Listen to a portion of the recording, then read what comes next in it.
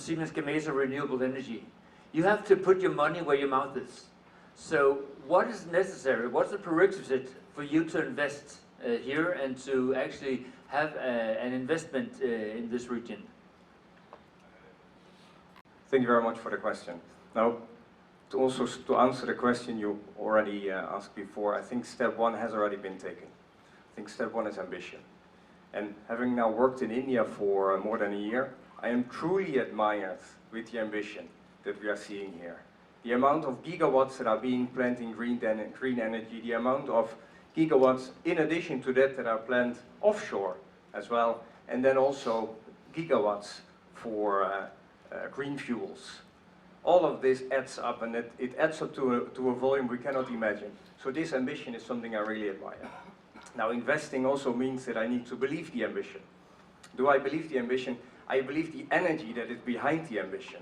And I also believe we will get there jointly. Maybe the timelines are a little bit longer than what we are seeing so far. 2030 might become 2040, but it will happen. So what is needed from my point of view to invest? We are already investing, but a return on investment is needed, or a view on return on investment. From government and alumni, and land from the government of Tamil Nadu. We borrowed close to 50 million euros from banks and have returned it with interest and are financially independent. Besides getting some of the best companies to set up their R&D and collaborate with IIT Madras, we have also incubated 300 companies out here. These companies have been mostly started by youngsters below the age of 25 years. These people belong from Tamil Nadu and from all over India. They are deep tech companies and they are valued today 5 billion euros. The research park is an expression of young talent of India. We graduate almost 1 million engineers every year. At first appearance, they appear to be unprepared. But with a little bit of hand-holding and inspiration, they become highly creative and have the ability to become the best engineers in the world. We have done that in the past, and our task is to nurture this talent to reach that at the stage in large numbers.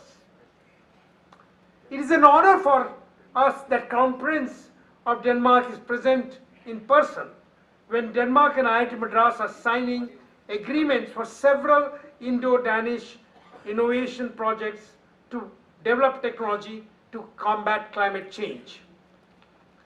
Climate change is increasingly hurting the world, and very little time is left for us to reverse it.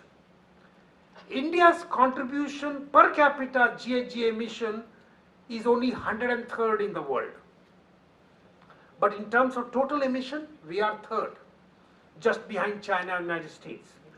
Further, as India's GDP continues to grow, we will become second largest contributor to GHG. At the same time, with very large number of low-income people, India is amongst the worst sufferer whenever a climate change event takes place. We therefore have no option but to get India to net zero, India and the world to net zero at the earliest. IIT Madras Research Park has an objective to work to get India to become a leader in technologies to combat climate change by 2030. We have taken that by 2030, we want to be amongst the leaders. We know it's a tough task. I hope this cooperation with Denmark will enable us to get there faster. But India and Denmark needs to go much farther than this R&D collaboration. We can't focus just on publication. We have to take R&D all the way to commercialization. Towards this, every technology needs to have a return on investment as it scales. And India, with much lower per capita GDP, needs highly affordable technologies.